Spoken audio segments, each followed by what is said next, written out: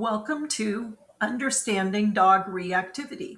This is a behavior and training video from Operation Pause for Homes. I'm Lisa, a certified trainer with OPH. If your dog barks and lunges at dogs, people, or other things, this video is for you. Reactivity is one of the most common challenges fosters and adopters face, but it's one with a high success rate in resolving it. Ahead, you'll learn about reactivity and steps you can take right away to address it. So, what exactly is reactivity? Well, it's an over-the-top response to everyday things. Growling, barking, lunging, or spinning at the end of the leash. For most dogs, the number one trigger is other dogs, especially if your dog is on leash. Reactivity is not aggression. It's a dog having a big emotional reaction, usually fear, but sometimes frustration. That outburst says, "Please make that thing go away," or maybe, "I want to get to it and I can't." Because it's an emotional problem, we solve it by changing the emotion. Today we'll focus on dog-to-dog reactivity, but dogs can react to almost anything. Kids, strangers, joggers, cars, bikes, skateboards, cats, squirrels, even people in hats. The good news, the methods you're about to learn work the same way for nearly any trigger. Just substitute your dog's trigger whenever we say other dog. So why does reactivity happen? Well, fear and anxiety are by far the biggest drivers. Barking and lunging usually work because the scary thing almost always moves away. Leash frustration, however, is the opposite. Your friendly dog desperately wants to greet a dog or a person. The leash says no. The frustration boils over. Some dogs missed key socialization as puppies. Others had genuinely scary experiences. Genetics can matter too. Some dogs are just wired more sensitive. And one that surprises people is pain. If reactivity appears suddenly in an adult dog, see your vet. So which dogs tend to become reactive? Well, shelter and rescue dogs can arrive with rough histories and shelter stress. Adolescents, in other words, dog teenagers, roughly 6 months to 2 years old, are the biggest group due to their big feelings and low impulse control. Under-socialized dogs can find the world simply overwhelming. Herding and guarding breeds were bred to notice and control movement. With almost every reactive dog, it's worse if the dog is on leash. The leash removes the option to simply move away. But any breed or mix can be reactive for a lot of reasons, and any dog can improve.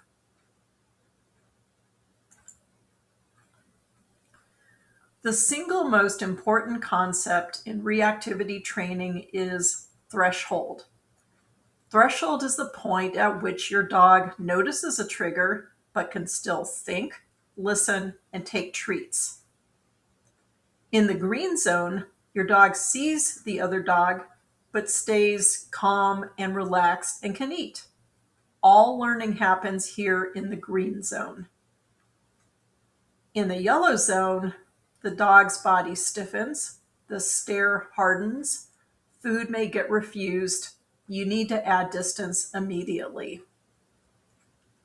In the red zone, the thinking brain is basically offline and behavior is over the top. No learning is possible, so just calmly get out of there. And please note, for some dogs, that green zone where you want to be working is, say, 30 feet away from the trigger. For other dogs, it may be 100 feet away from the trigger. In general, distance is your friend in this type of training.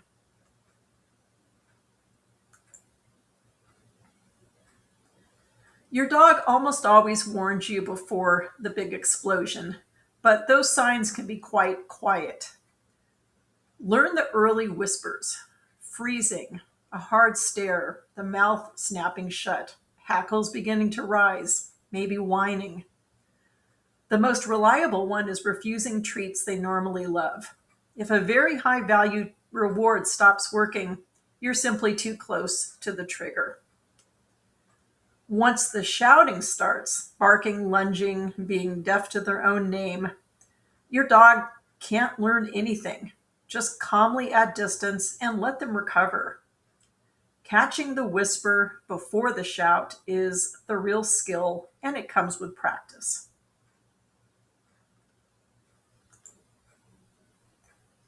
The foundation of reactivity work is two techniques that operate as a team. The first is desensitization.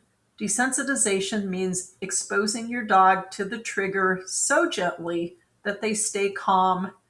Then you gradually work closer to the trigger over weeks.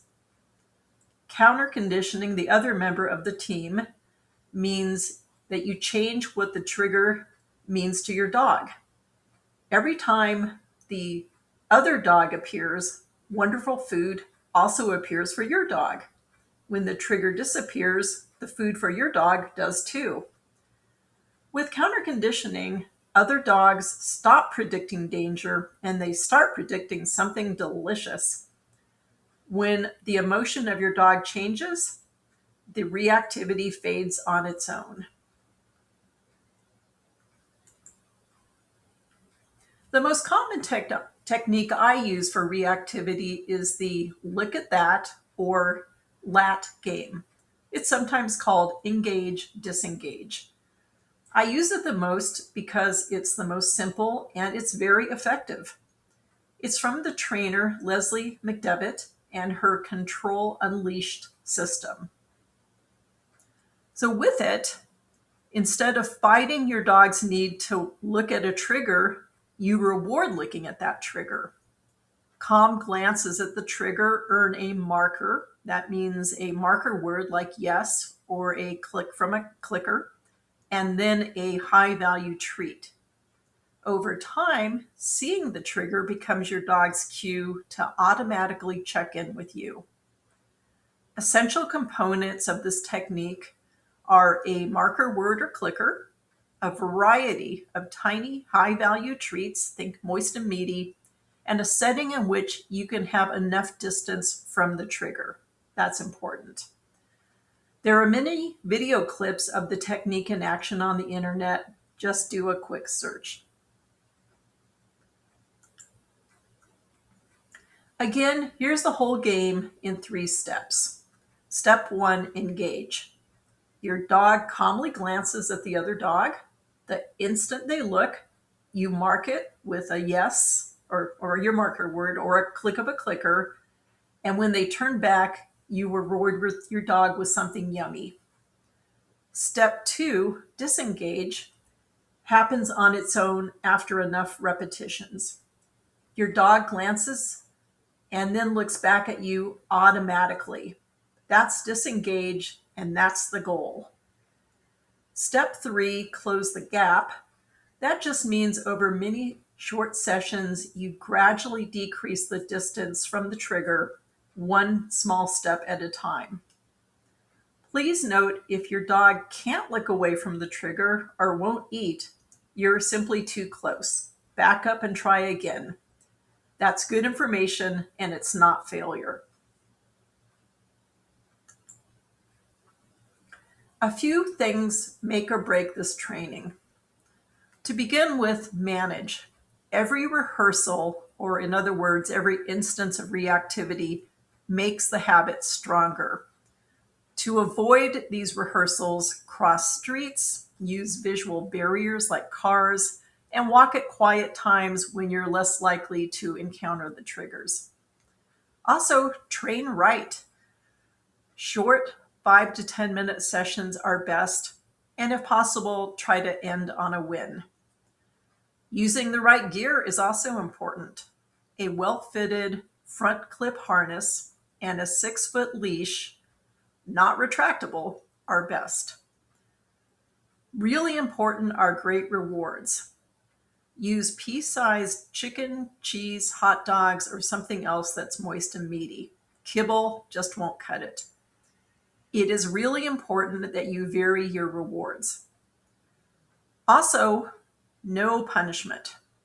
Punishment is about the worst thing you can do when your dog is reactive. Punishment suppresses the warning, it increases the fear of the trigger, and it just makes things worse. Imagine your dog is already upset because of this trigger. You get upset with the dog. Well, the dog's going to feel worse about the trigger. Also, keep in mind that progress isn't linear. There are going to be bad days, and those happen for a variety of reasons. And remember the rule of thumb: if your dog can't take a treat, nothing is being learned. You need to change what you're doing.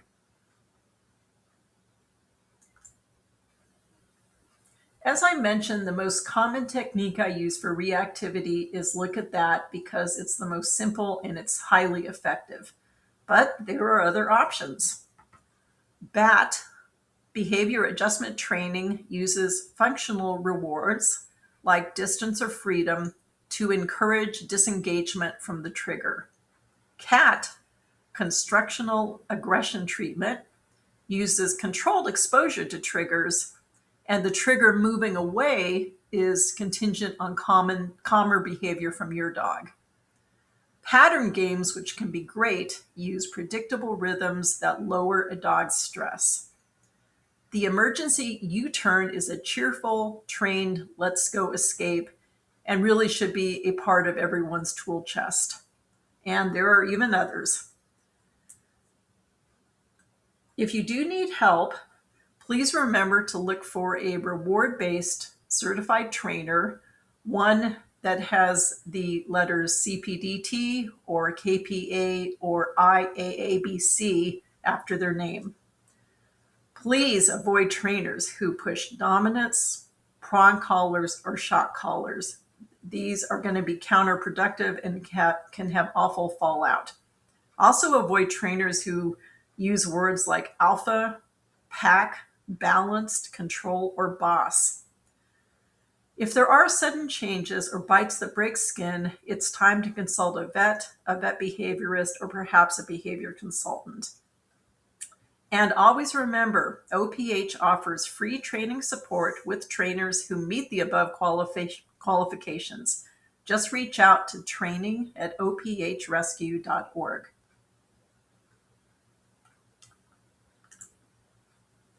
We've covered a lot today, but I hope you'll take away some key points.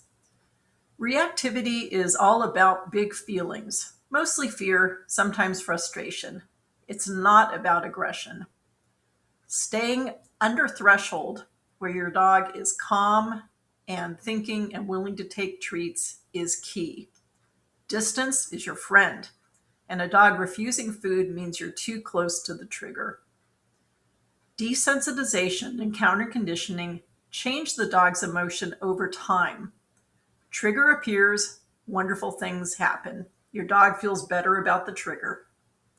With a look at that technique, you reward calm glances until checking in with you when your dog sees the trigger becomes automatic. Also remember to manage so that your dog does not go over threshold as much as possible. Never punish, and get help from a reward-based certified trainer when you need it. With reactivity work, like much of dog training, the devil is in the details.